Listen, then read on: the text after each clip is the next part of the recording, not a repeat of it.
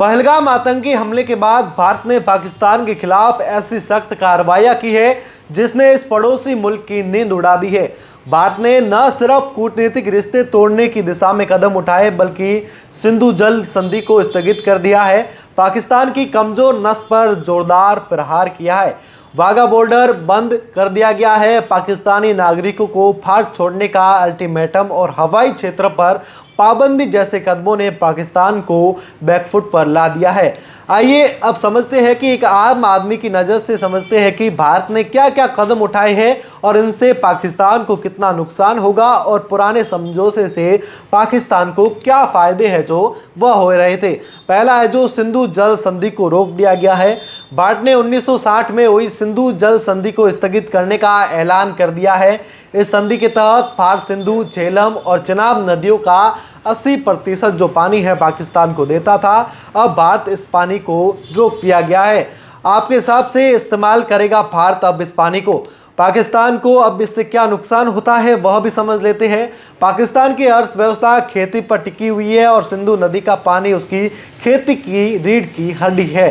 जब भारत ने यह पानी रोक दिया है तो पाकिस्तान के खेत है जो धीरे धीरे सूख जाएगी, फसलें बर्बाद होना शुरू हो जाएगी और खाद्य संकट है जो वह उत्पन्न हो जाएगा। आम लोगों को पीने का पानी भी मुश्किल से नसीब होगा और वहीं पर पाकिस्तान को इससे बड़ा झटका है जो वह लगा है क्योंकि पानी के बिना उसकी अर्थव्यवस्था और जीवन शैली ठप हो जाएगी। संधि से पाकिस्तान को अब पहले क्या फ़ायदा होता था? इस समझौते से पाकिस्तान को 3 प्रमुख नदियां ज़्यादातर पानी मिलता था जिसमें उनकी खेती, बिजली उत्पादन और पीने का पानी की जरूरतें है जो पूरी होती थी। भारत ने युद्धों के बावजूद इस संधि का पालन किया जिसे पाकिस्तान के लिए बड़ा फ़ायदा माना जाता था। अब दूसरा देखिए, वाघा बॉर्डर और हवाई क्षेत्र को है जो बंद कर दिया गया है। भारत ने अपने अटारी वाघा बॉर्डर को पूरी तरीके से बंद कर दिया है और पाकिस्तान उड़ानों के लिए भारतीय हवाई क्षेत्र पर रोक भी लगा दी गई है। वाघा बॉर्डर व्यापार और सांस्कृतिक आदान प्रदान का बड़ा जरिया था। अब इस संधि से क्या फायदे होते थे ये भी देख लीजिए। 2012 के वीज़ा समझौते से पाकिस्तान नागरिकों को भारत में आसानी से वीज़ा मिलता था जिससे वह व्यापार, पर्यटन और सांस्कृतिक आदान प्रदान आसानी से कर सकते थे। भारत ने पाकिस्तानी उच्चायोग के सलाहकार को देश छोड़ने का आदेश दे दिया गया है। कूटनीतिक रिश्ते कम करने की दिशा में कदम उठाए हैं।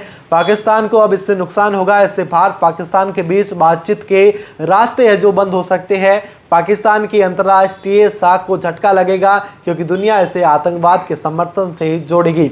और इससे फ़ायदा क्या होता था ये भी देख लीजिए। पुराने समझौते से पाकिस्तान को धार्मिक, पर्यटन और कूटनीतिक रिश्तों में बेहतर करने का मौका दिया था। और उसके बाद आप देखिए, भारत में पाकिस्तानी यूट्यूबर चैनल और फेसबुक पेजों पर प्रतिबंध लगाने की बात भी है जो अब चल रही है। पाकिस्तान को इससे नुकसान होगा। इससे पाकिस्तान का प्रचार प्रसार रुक जाएगा और वह भारत में अपनी बात रखने में कमज़ोर पड़ जाएगा। इससे यह फ़ायदा होता था कि पहले सांस्कृतिक आदान प्रदान समझौते से पाकिस्तान कलाकार और मीडिया भारत में अपनी मौजूदगी बना सकते थे। मान लीजिए आज पाकिस्तान के किसान है, मतलब इसको एक उदाहरण के तौर पर आप समझिए, आपके खेत का पानी सिंधु नदी से आता है। अगर भारत पानी रोक दे तो आपकी फसल सूख जाएगी, आपकी कमाई खत्म हो जाएगी, आपकी दुकान का सामान वाघा बॉर्डर से आता था तो अब बंद हो जाएगा, तो सामान महंगा हो जाएगा। आप भारत में अपने रिश्तेदारों से मिलना चाहते हैं लेकिन वीज़ा मिलना बंद हो जाएगा।